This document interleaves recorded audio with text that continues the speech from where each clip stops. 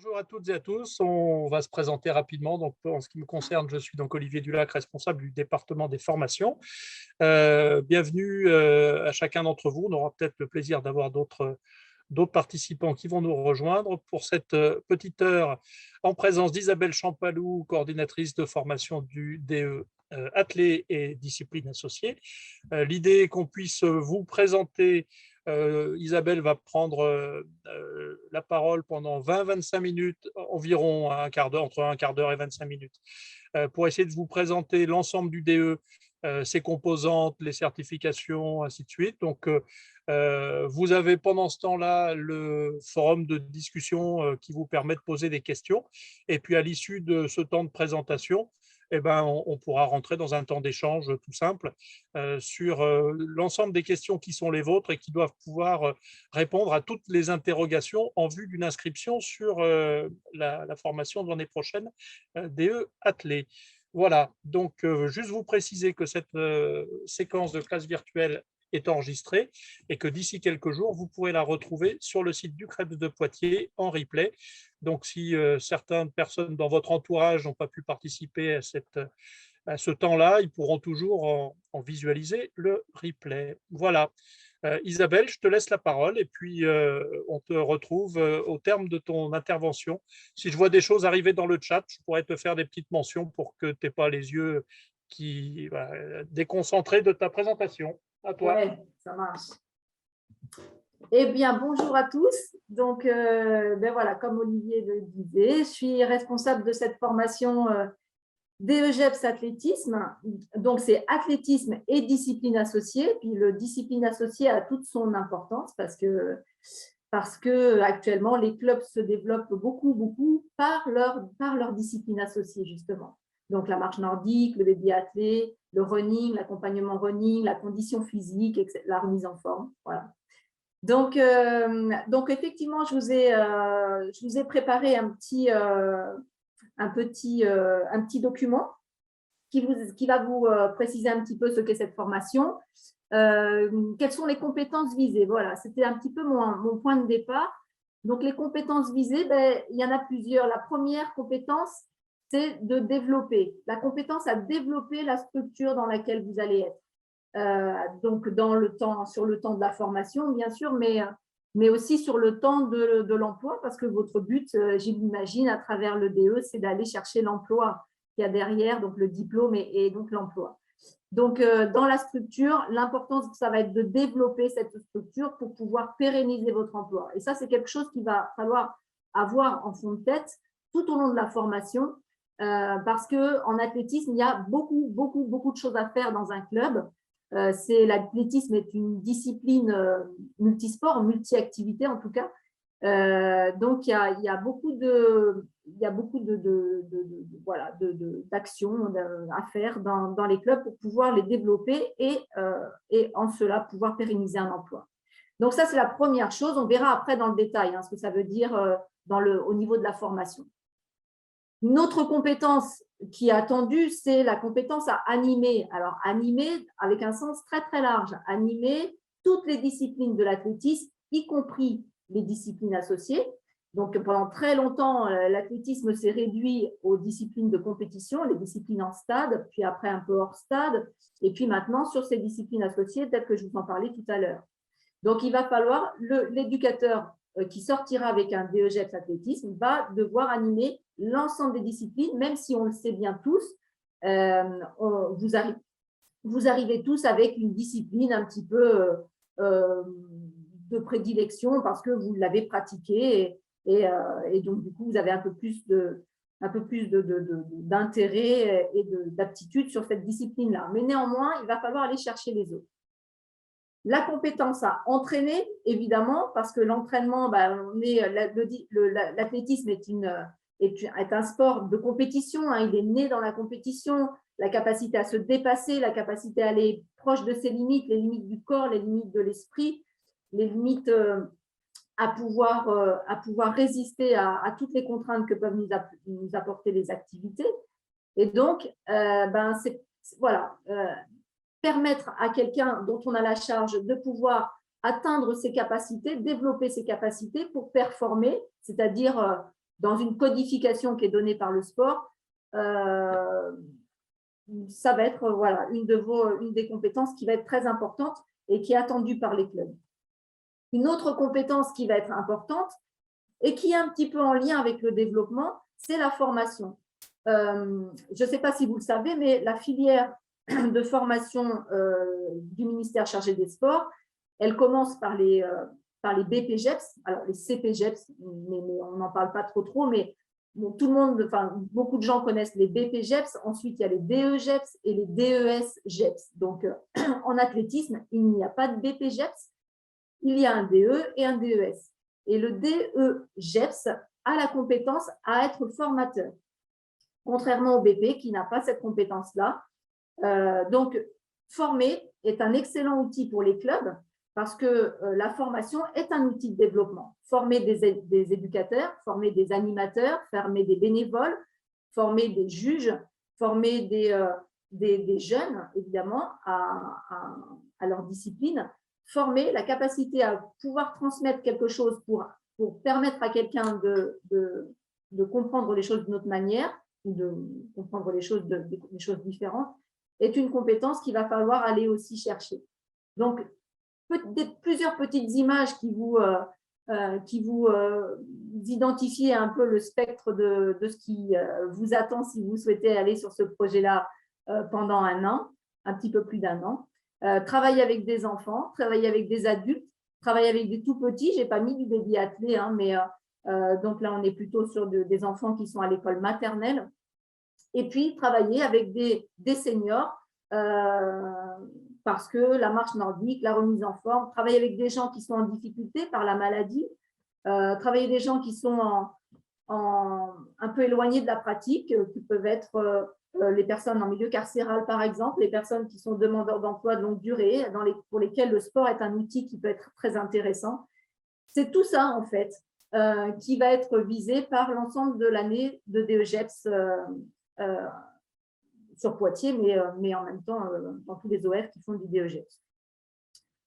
La formation, cette fois-ci, sur Poitiers, alors sûrement vous l'avez vu, mais c'est vrai qu'en athlétisme, il n'y a pas beaucoup d'organismes de formation qui font le DE. Il y a nous et le CREPS de Wattignies. Donc, chaque organisme de formation a identifié un parcours qui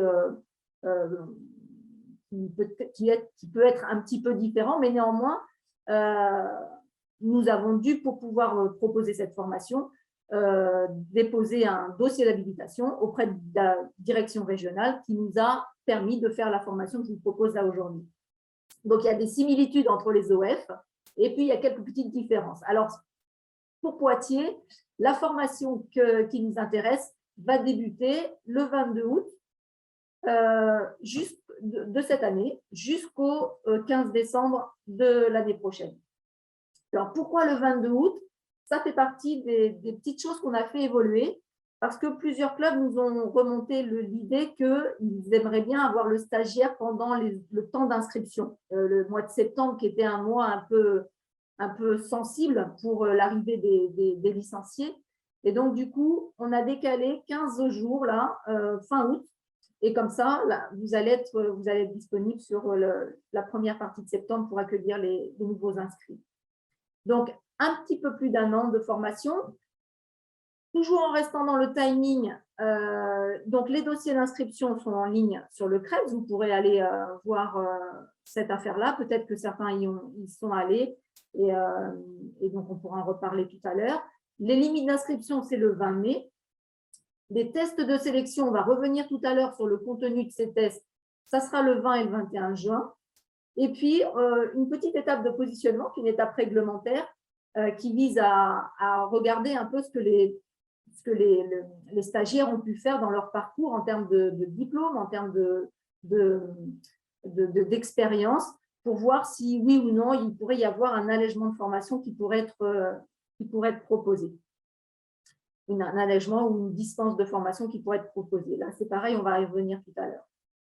Le rythme de l'alternance, parce que ça, c'est toujours des questions un peu récurrentes. Comment se fait l'organisation? Parce que c'est des formations qui se font effectivement en alternance.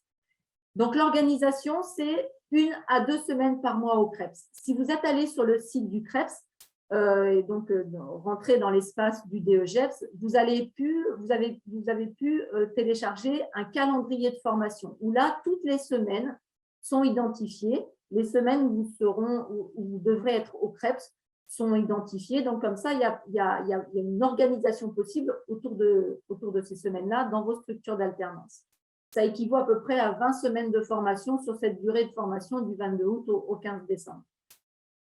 Chaque semaine, les semaines commencent à 13h30, sauf le premier jour de formation, puisqu'on fera le positionnement le matin.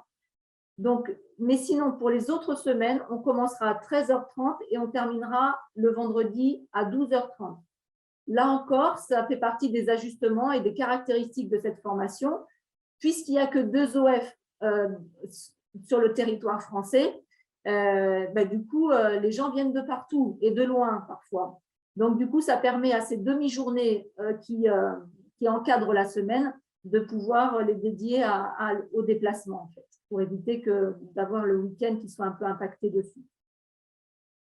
Si on parle de volume horaire, la formation, elle fait 700 heures. 700 heures de formation qui se feront au CREPS. Et 500 heures de formation qui se feront en alternance, ça veut dire dans votre structure, sachant que sur ces 500 heures, il faudra compter 50 heures à faire dans une ligue, dans votre ligue du territoire où vous êtes.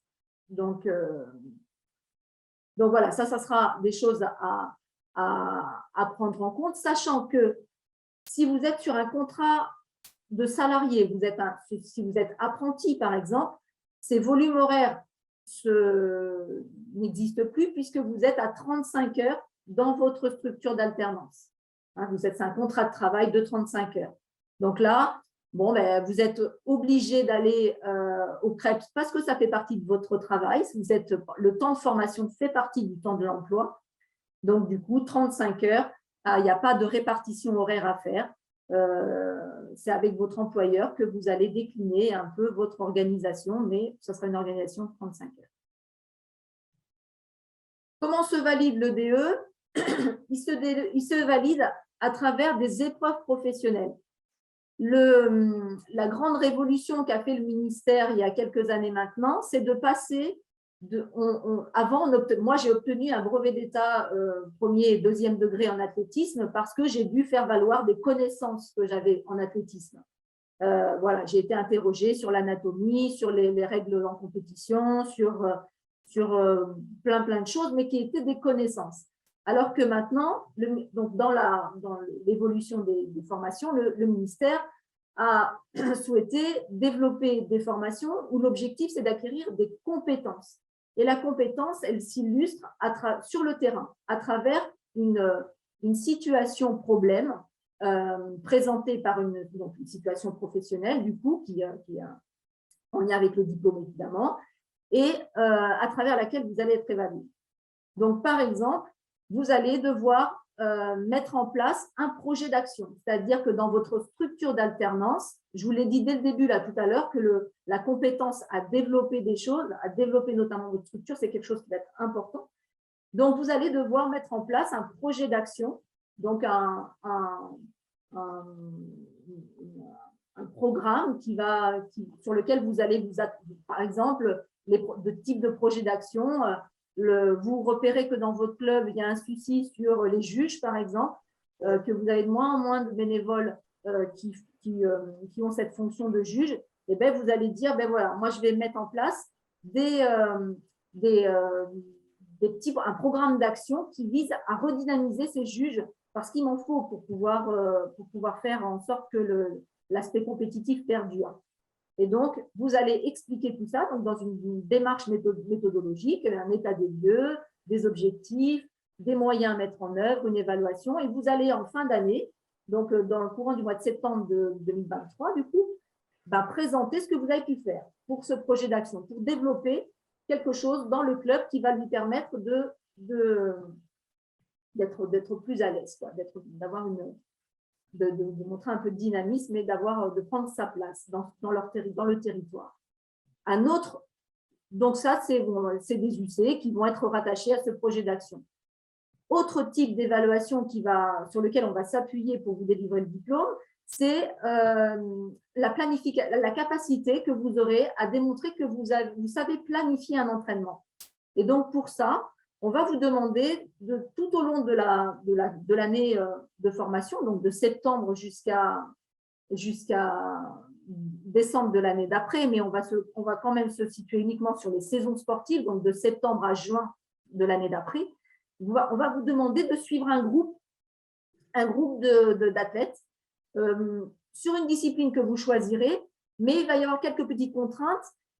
C'est qu'il faut que ces athlètes s'entraînent au moins 3 fois par semaine et qu'ils soient sur une catégorie de cadets et plus. Voilà, pour que quelque part, il y ait un peu de matière à parler planification d'entraînement. C'est un athlète qui s'entraîne 1 à 2 fois par semaine. C'est difficile de parler de planification. On est plutôt sur de l'ajustement en fonction des compétences, mais on n'est pas vraiment sur une réelle planification. Donc là, pour vous mettre dans un contexte évaluable quelque part, eh ben, on vous donne une situation. Il faut que vous puissiez avoir un groupe, moi je dis de 2 à 3 personnes, cadets et plus, qui s'entraînent au moins 3 fois par semaine sur une discipline que vous choisissez. Alors, ce n'est pas aussi évident que ça, parce que le club vous attend pas, et il n'y a pas un groupe comme ça qui attend un entraîneur souvent.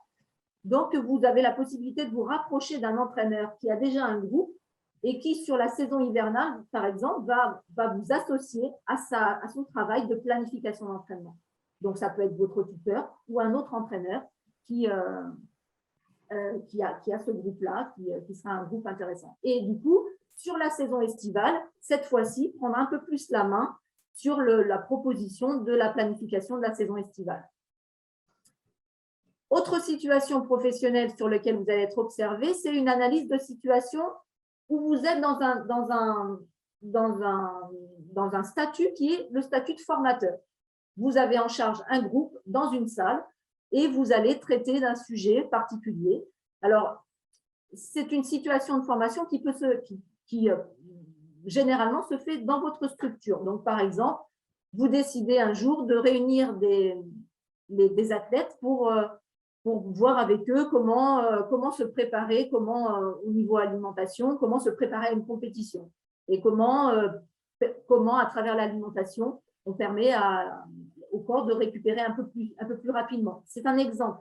Et donc, vous allez réunir des athlètes dans une salle, vous aurez préparé une intervention, vous aurez préparé un outil pédagogique qui va faciliter la compréhension de ces gens-là. Et du coup, on va vous observer sur ce sujet-là. Et puis, une dernière petite évaluation qui est un peu de terrain, c'est la capacité à pouvoir démontrer et analyser des gestes techniques. L'athlétisme est très varié. On se l'est dit tout à l'heure, il y a beaucoup de disciplines. C'est beaucoup de disciplines qui sont techniques. Et il est important pour nous de pouvoir être capable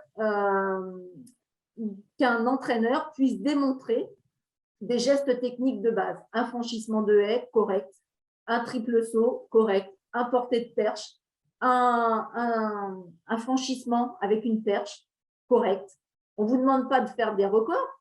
C'est juste pour pouvoir faciliter justement l'apprentissage d'un jeune qui, par l'explication, des fois c'est un peu complexe à comprendre, et puis en fonction de l'âge, ils n'ont pas forcément la maturité d'abstraction, mais du coup, quand on démontre, eh bien, ça va plus vite. Donc, on attend que les stagiaires puissent montrer qu'ils savent démontrer beaucoup de gestes dans toutes les disciplines de l'athlétisme. Donc là, dans toute l'année, vous allez pratiquer aussi un petit peu, hein.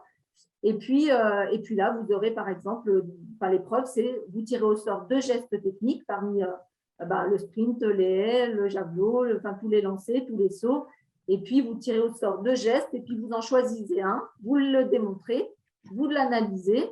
Et puis après, le jury va questionner un petit peu sur cette discipline-là et sur les disciplines que vous n'avez pas choisies, mais que vous aviez tirées au sort. Ça, c'est Ça, c'était qu'est-ce qu'il va falloir que vous prouviez quelque part, qu'est-ce qu'il va falloir que vous sachiez faire et que vous montriez que vous savez faire auprès des évaluateurs. Les évaluateurs qui sont des gens de l'athlétisme, donc souvent des CTS, des conseillers techniques sportifs, ou en tout cas des membres de l'équipe technique régionale. Donc, il y a toujours 2 personnes qui vous évaluent, quelqu'un qui vient du milieu de l'athlé et quelqu'un qui ne vient pas forcément du milieu de l'athlé, mais qui vient du milieu sportif.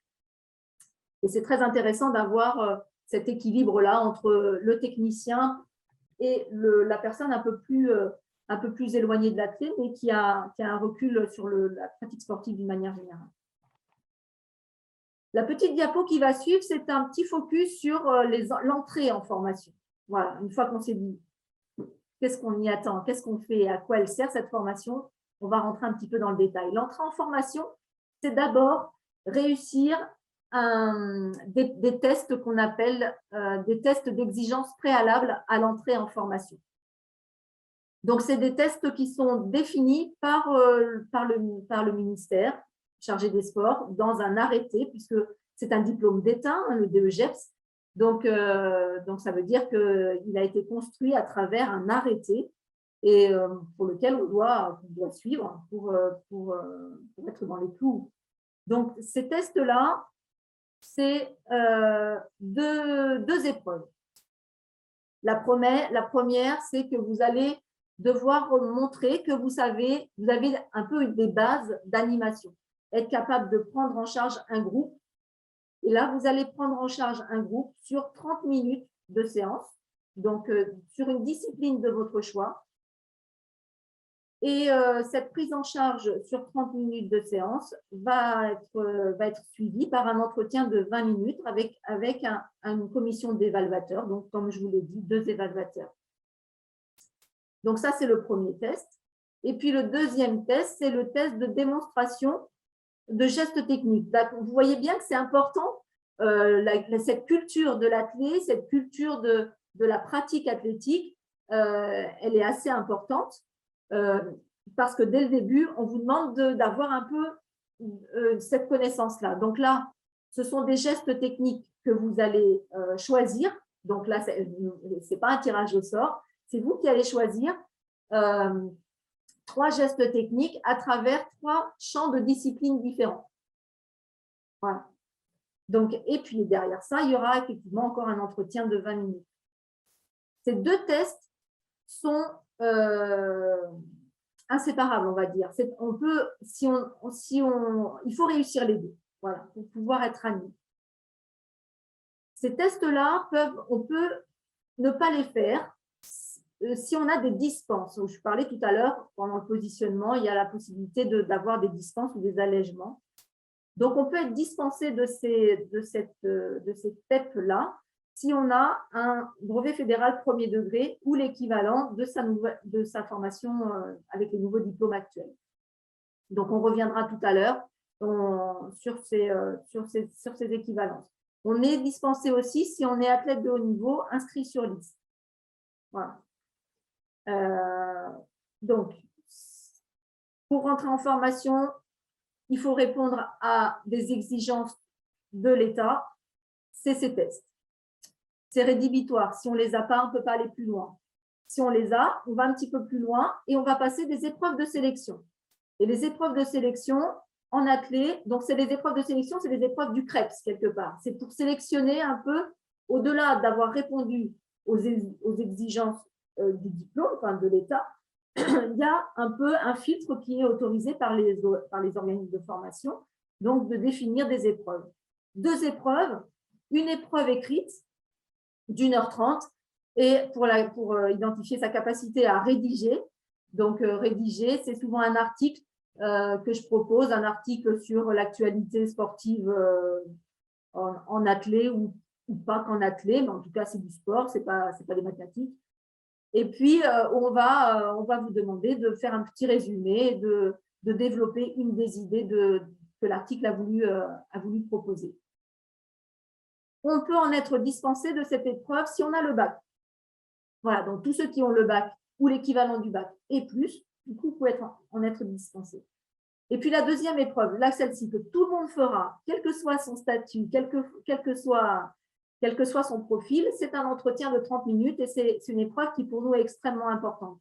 C'est l'épreuve qui nous permet de voir en vous votre motivation à faire cette formation, en quoi le projet professionnel que vous avez peut être en cohérence avec la formation. Ça nous permet de voir vos expériences, si vous avez déjà un peu entraîné, ça c'est souhaité. Hein. Donc, valoriser tout ce que vous avez pu faire, même si c'est sur les petites catégories, même si vous avez aidé un entraîneur, même si vous avez été service civique, même si vous avez été ponctuellement et pas forcément sur une saison. Voilà, toutes ces expériences, tout ce qui est expérience on va être attentif à ça. Si vous avez un BAFA, si vous avez eu des expériences qui ne sont pas en athlétisme, mais sur un autre sport, voilà, il va falloir vraiment, vraiment valoriser ça parce qu'on considère que c'est un métier particulier qui a la prise en charge de l'autre, c'est pas aussi simple que ça. On peut en avoir envie, mais quand on s'y colle, on peut se dire, en fait, non. Et du coup, voilà. Et puis, le troisième élément, c'est vos conditions d'alternance, en fait. On va essayer de repérer si vous vous êtes bien préparé à cette formation et notamment si vous avez une structure d'alternance qui va vous permettre de suivre et de vous accompagner sur cette formation. Et donc, structure d'alternance et tuteur, évidemment. Donc, voilà, ça, c'est le contexte d'entrée en formation.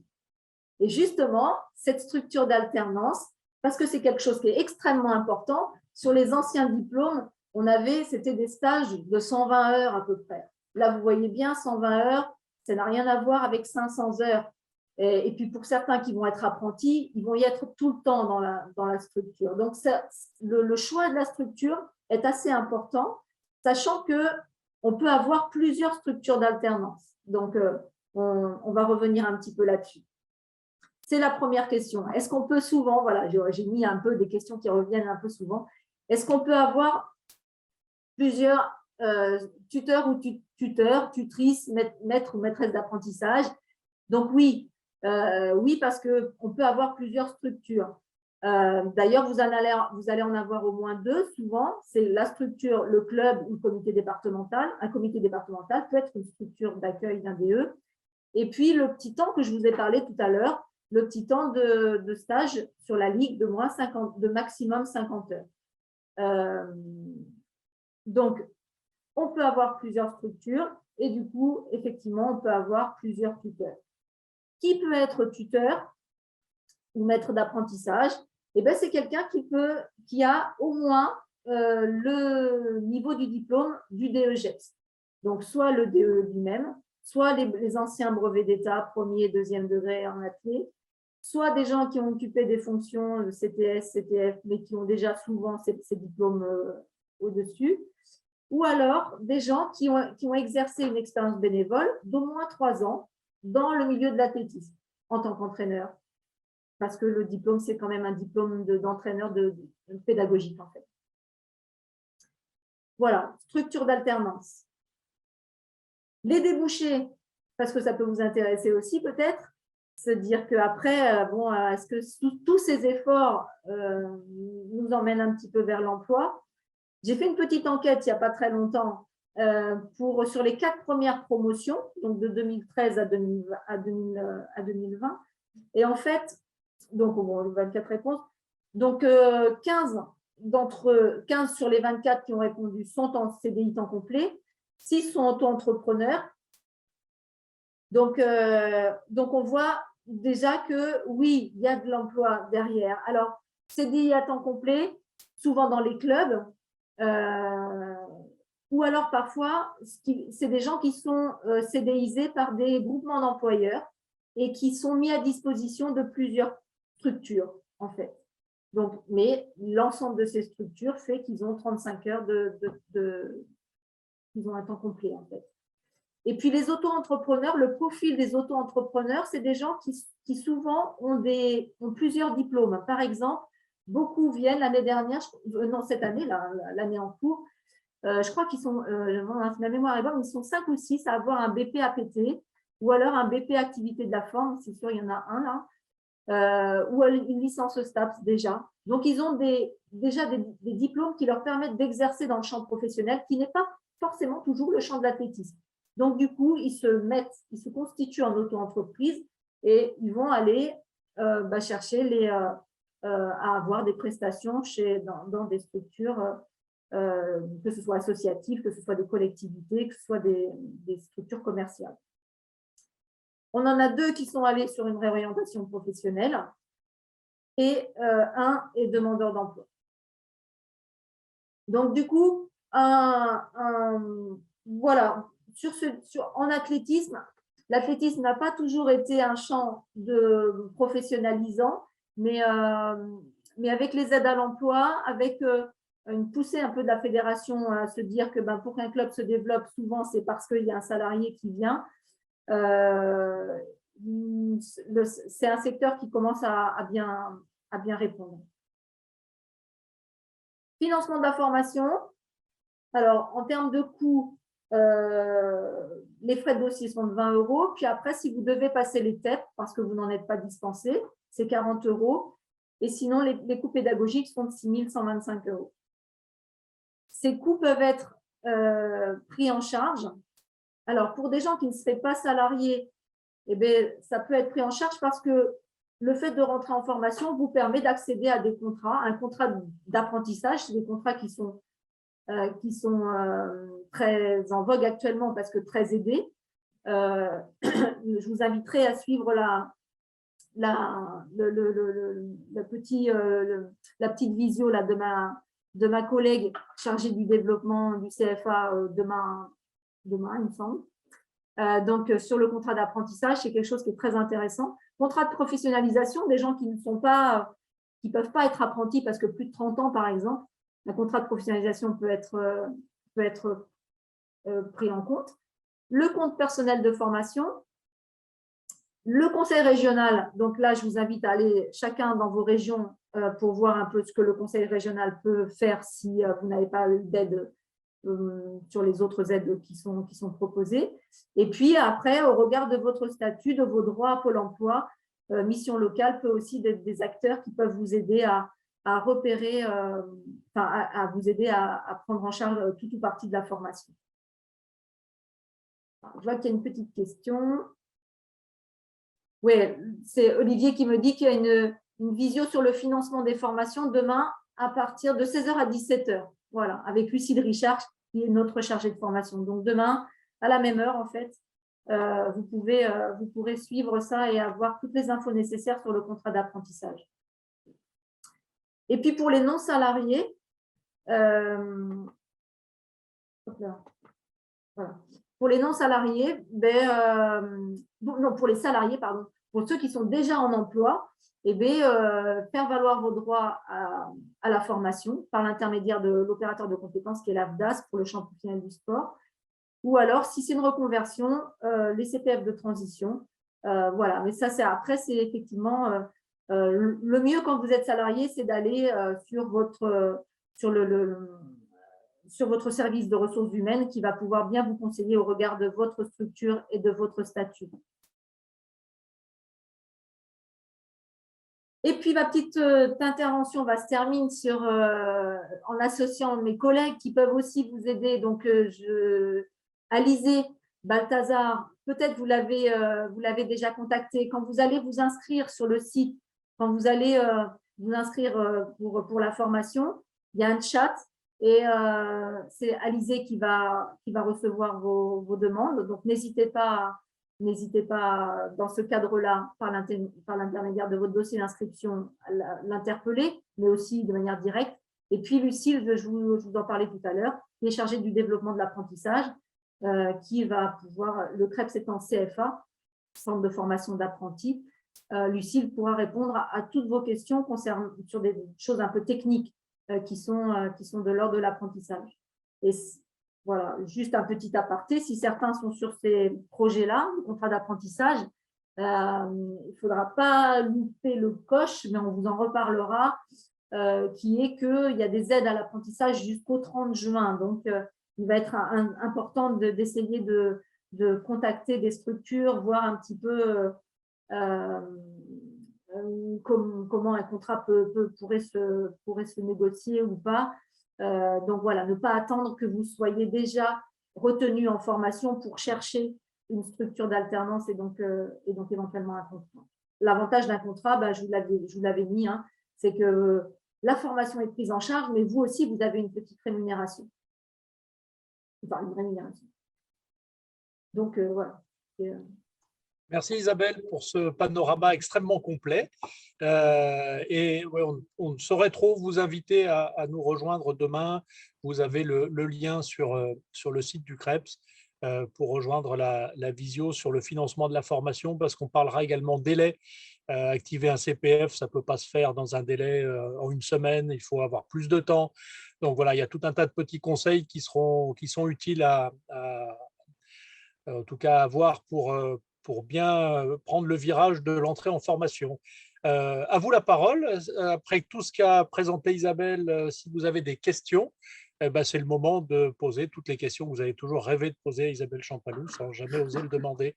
C'est maintenant, c'est à vous. Bonjour tout le monde. Alors moi j'ai une question. Demain, je finis la formation d'EGEPS athlétisme au CREPS de Poitiers. Je suis tout à fait légitime pour proposer n'importe quelle discipline dans mon club. Oui, en discipline athlétique. À n'importe quelle catégorie? À n'importe quelle catégorie, ouais. D'accord, ok. Parce qu'il y avait une question derrière. Il y avait une… Ouais, en fait, je suis en train de réfléchir parce que moi, je suis pas forcément spécialiste. Par exemple, je sais pas pour préparer quelqu'un à faire un marathon. Et je voulais savoir si vraiment on allait voir vraiment toutes les disciplines, ne serait-ce que les bases pour voilà programmer au moins une séance à tout âge en fait. Ouais, c'est ça. Ouais. Oui. Alors, il y a 16 heures. La majorité des disciplines, la très grande majorité des disciplines ont 16 heures uniquement sur chaque discipline. Donc là-dedans, vous allez voir effectivement les fondamentaux pédagogiques, la réglementation, la planification, la muscu, la préparation physique générale orientée spécifique de cette activité-là. Donc, ouais, c'est vraiment le but. C'est vraiment le but, c'est la polyvalence, parce qu'on a même si parfois dans un club, une fois qu'on est dans un club, on est plutôt associé à c'est l'entraîneur saut, c'est l'entraîneur sprint, c'est l'entraîneur, etc. Mais pour l'emploi, pour l'employabilité, c'est très important de faire valoir votre polyvalence. Et donc, du coup, que nous, on vous donne les moyens de pouvoir la faire valoir. Bien sûr.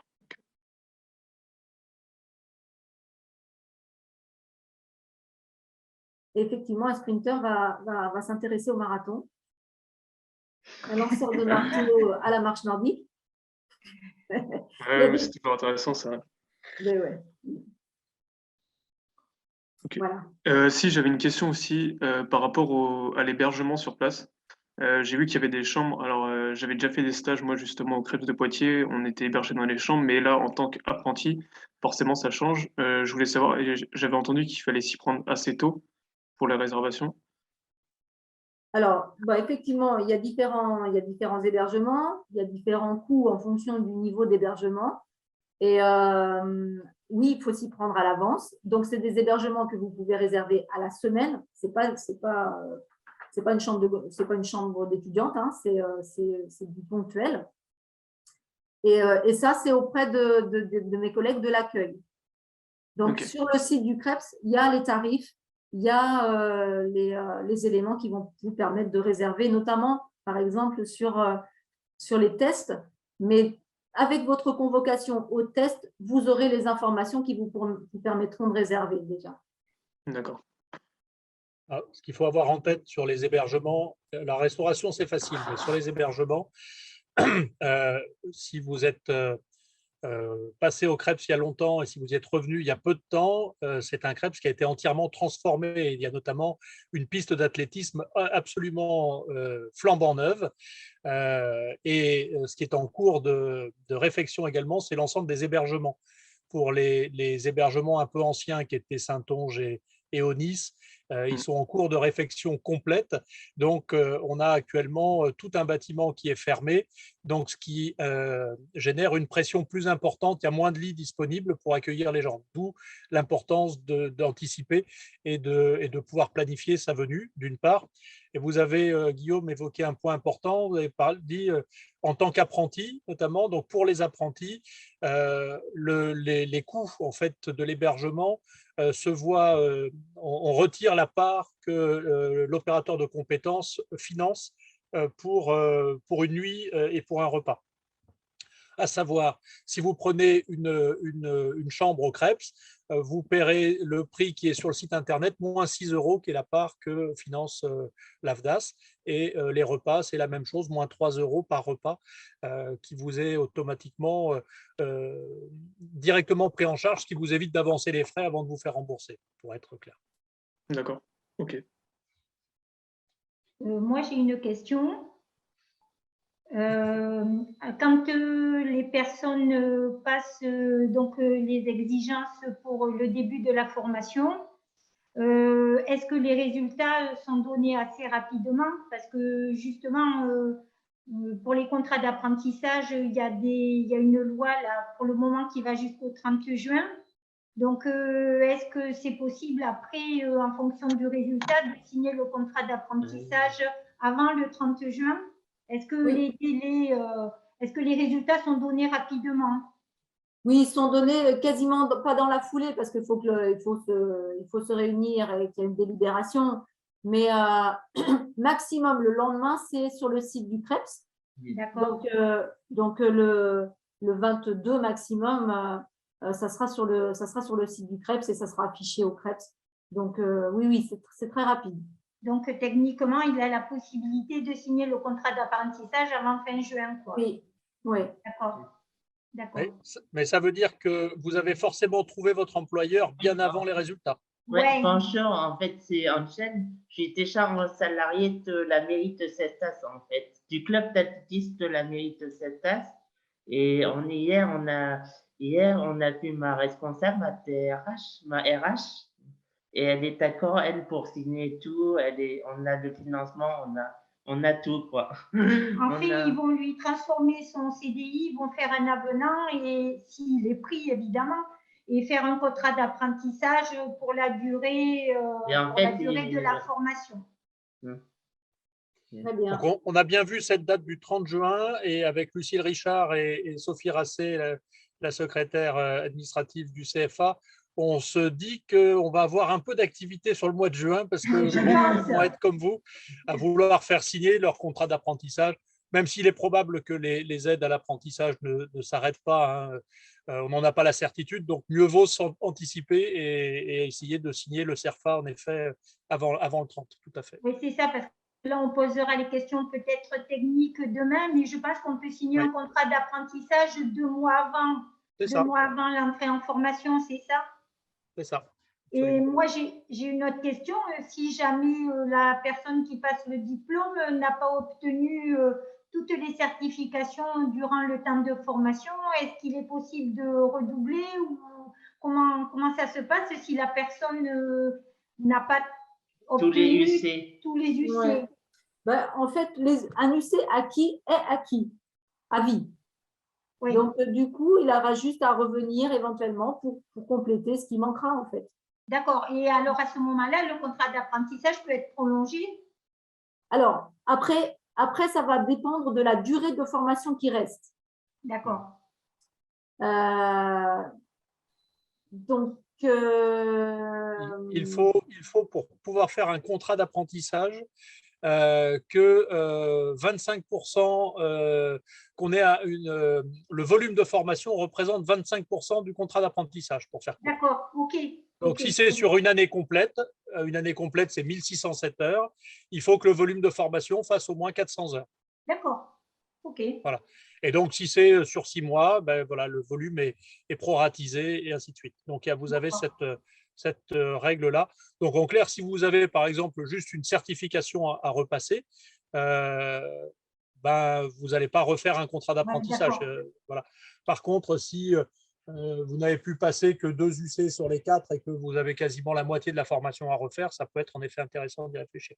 D'accord. Et au niveau, ah oui, financement, du coup, au niveau financement, du coup, pour payer quelque chose, si on repasse un UC ou comment ça se passe? Alors, quand on revient pour compléter la formation, le diplôme, en fait, on refait un petit positionnement. Et se dire, bon voilà, qu'est-ce qui reste à faire? Et en fonction de ce qui reste à faire, en fonction de pourquoi la personne n'a pas eu le lycée en question, et ben du coup, on va proposer un accompagnement. Et ça va être alors, nous, à ce jour, actuellement, c'est un forfait, en fait, qui est que par UC, c'est 72 € de coût, en fait. D'accord. Si les gens n'ont pas besoin de formation. Par contre, si les personnes ont besoin de formation, qu'on constate qu'il y a un besoin de formation, eh ben, il y a un taux au coût horaire de formation. OK. Merci. Alors, autre question. Est-ce que vous avez des clubs partenaires qui sont demandeurs justement d'alternants pour cette formation? Alors, ça va, je suis sûre que ça va venir, parce qu'en fait, c'est la période un peu, ça flotte un peu là, mais les gens vont commencer à préparer la rentrée. Donc, on en a, sur Poitiers, il y a toujours quelques clubs qui prennent. Vous êtes d'où? Pardon, excusez-moi. Moi, je suis Fontaine-Comte, mais j'ai déjà ma structure d'alternance, mais c'est pour savoir au cas où, vraiment, si ça… Ouais. Alors, ils ont compris qu'on était OF et que ça y est, maintenant, on a toujours, oui, quelques structures qui nous font des offres d'emploi. Actuellement, par exemple, Châtel Recherche. Ok. Bonjour. Bonjour. Alors, moi, j'ai une autre question. C'est en fait, moi, je suis en BPGEPS APT là en ce moment. Et moi, ma formation, du coup, elle se termine le 31 août. Donc, comme le DE commence le 22, j'aimerais savoir s'il y a possibilité d'avoir un aménagement ou quelque chose comme ça. Alors, elle termine le 31 août. Vous êtes en présentiel le 31 août, enfin, jusqu'au 31 août? Oui, normalement, oui. Enfin, il y a 2 jours dans la semaine où je suis censé être là-bas, enfin, dans ma structure. Voilà. Parce que souvent, ce qui se passe, c'est déjà arrivé l'année dernière. Ce qui se passe, c'est qu'on voit un peu vraiment là où il faut être présent et très souvent, on échange avec le formateur, le responsable de formation de là où vous êtes. Vous le passez où, votre BPAPT? Là, je suis au campus de Dinard, en Bretagne. D'accord. Donc, du coup, on essaye de faire en sorte que ça ne vous prive pas pour une semaine de formation de pouvoir réenclencher sur un autre diplôme. D'accord. Mais par contre, ce sera important de bien le signaler, ça, Oui. à plusieurs reprises. Vous avez la possibilité, quand vous allez vous inscrire, de pouvoir écrire sur le chat des choses. Pour l'oral, le redire de nouveau, m'envoyer un petit mail éventuellement. Voilà, il faut qu'on soit bien, parce que là, c'est pareil, plus on fait les choses tôt, plus c'est facile après. Oui, d'accord. Oui, je comprends. Mais ça devrait s'arranger. Ok, merci. Donc, en fait, pour l'inscription, il suffit juste de télécharger le document qu'il y a sur le site, le remplir et l'envoyer. Alors, ça se fait en ligne. Je ne sais pas si vous y êtes allé là. Oui, je suis allée voir, oui, j'ai pas… non, tout se fait en ligne en fait. Et on envoie les documents en ligne. J'ai vu qu'il y avait un casier judiciaire, il y avait… donc, on envoie tous les documents en ligne. Voilà, c'est ça. Il y aura juste à faire parvenir le chèque par voie postale. Il y a un petit formulaire qui nous permet de retrouver le chèque après et l'objet. Mais il n'y a que ça en fait. D'accord. Il vous faut vous créer un compte, simplement. Et à partir du moment où vous êtes créé un compte, vous pouvez vous inscrire et suivre tout le processus. Donc, on vous demande la carte d'identité, vous faites glisser la photo de votre carte d'identité ou le PDF de votre carte d'identité dans le document. Et derrière, Alizée, la secrétaire administrative, va vérifier toutes ces pièces et les valider ou vous dire pourquoi elle ne peut pas les valider. Par exemple, la pièce d'identité n'est pas lisible, donc elle va vous dire refaites une photo lisible parce que là, je ne peux pas la voir. Ou la photo en tout petit comme ça, devant une forêt, on ne voit pas votre visage, ça ne marche pas. Donc, on va vous dire refaites la photo. Et voilà, et tout se passe par le biais du site qui va être entièrement revérifié encore une fois. Là, il vient d'être, c'est un tout nouveau site qu'on a. Il y a peut-être encore quelques coquilles, donc il va être revérifié là dans les 10 jours qui viennent par l'ensemble de l'équipe du secrétariat et des coordos pour s'assurer que tout soit bien en ligne. Donc, retournez-y régulièrement pour vous assurer que voilà, vous ayez bien les bonnes informations. D'accord. Juste sur ces fichiers à déposer, par exemple, la carte d'identité, notre carte d'identité est recto verso, il nous faudra le recto verso, mais il faudra mettre le recto verso sur un seul document. Pour chaque élément demandé, c'est un seul PDF, en fait. D'accord. Voilà. Une autre question, est-ce qu'il y aurait moyen d'avoir, pas un contrat d'apprentissage, mais par exemple être stagiaire dans un club ou pas? Et pourquoi vous ne voulez pas un contrat d'apprentissage? Parce qu'en fait, moi, je suis dans des petits clubs en Bretagne et du coup, ils peuvent pas déjà m'aider à payer les formations et de me payer et de me donner un salaire aussi. D'accord. Vous êtes dans des petits clubs, ça veut dire que vous intervenez dans plusieurs clubs? Je suis en train de voir là du coup en ce moment avec plusieurs clubs, ouais. Donc plusieurs petits clubs de ma région. D'accord. Eh bien, moi, je vous encouragerais peut-être. Alors oui, on peut faire la formation sans avoir un contrat d'apprentissage, mais bon, le souci, c'est, enfin, pas le souci, mais en tout cas, le fait, c'est que le coût de la formation va être à votre charge. Oui. Mais par contre, vous avez quel âge? J'ai 18 ans, je vais avoir 19 là cette année. Très bien. Et moi, je vous encouragerais à aller voir le comité départemental de votre département. Parce que, en fait, ce qui s'est passé pour quelques stagiaires, c'est qu'en fait, le comité départemental a salarié en contrat d'apprentissage un apprenti et après l'a mis à disposition des différents clubs sur quelques volumes horaires, en fait. Et donc, pour chaque petit club, ça revient pas cher. Et ils ont quelqu'un à demeure, en fait. Et donc, ça peut être une piste. Parce que, oui, vous êtes jeune en plus, donc du coup, je pense qu'un contrat d'apprentissage peut être intéressant. D'accord. Maxence, on ne peut que vous inviter, si vous êtes disponible, à assister à la visio de demain sur le financement, parce que Lucille va présenter un peu ça actuellement pour les structures. Engager un apprenti avec le niveau des aides, ça leur coûte quasiment rien aux structures. C'est quelques dizaines d'euros dont on parle. Donc, c'est vraiment très, très peu. Et il y aura également Christophe Klein de Profession Sport et Loisirs qui interviendra au titre des groupements d'employeurs. Et comme le disait Isabelle, il y a aussi des possibilités d'être apprenti au sein d'un groupement d'employeurs et d'être mis à disposition, comme l'évoquait Isabelle, dans différentes structures. Donc, tout ça, ça va être présenté demain. Ça peut vous aider et vous éviter d'avoir un plan de financement autonome un peu lourd quand même, parce que 6 000 euros, c'est quand même pas rien. Oui, c'est pour ça, oui. Voilà. Donc, soyez là demain, si vous êtes dispo, ça sera utile pour vous. D'accord, merci. Autre question, est-ce qu'il va y avoir des portes ouvertes en présentiel de prévu? Donc, le 26 mars. Le 26 mars. 26 mars, un samedi matin, 9h30, 13h. 12h30, oui. 12h30, 13h, oui. 12h30. Et vous pouvez nous retrouver également au Salon de l'Emploi et de l'Apprentissage qui aura lieu au Parc Expo de Poitiers.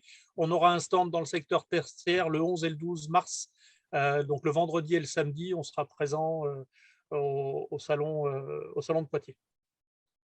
Et est-ce qu'il y a besoin de prendre rendez-vous pour la journée porte ouverte ou est-ce pour la matinée ou est-ce qu'on peut venir Vous êtes les bienvenus. Parfait, merci. C'est à partir de quelle heure, s'il vous plaît? 9h30. À 9h30. Alors, je vous propose de prendre éventuellement une dernière question parce que nous arrivons au terme de l'horaire dans 3 minutes et nous avons une autre visio sur le BP AAN de Limoges qui va démarrer dans 3 minutes. Donc, est-ce qu'il y a une dernière question ou est-ce que Isabelle a pu répondre à l'ensemble de vos interrogations? C'était parfait pour nous. Voilà une appréciation qui est… Très bien. Merci à vous. Eh bien, écoutez, merci en tout cas. Et puis, si vous avez besoin de revisionner cette présentation, elle sera accessible en replay d'ici quelques jours sur le site du CREPS. Merci à tous, à toutes Merci. et excellente soirée.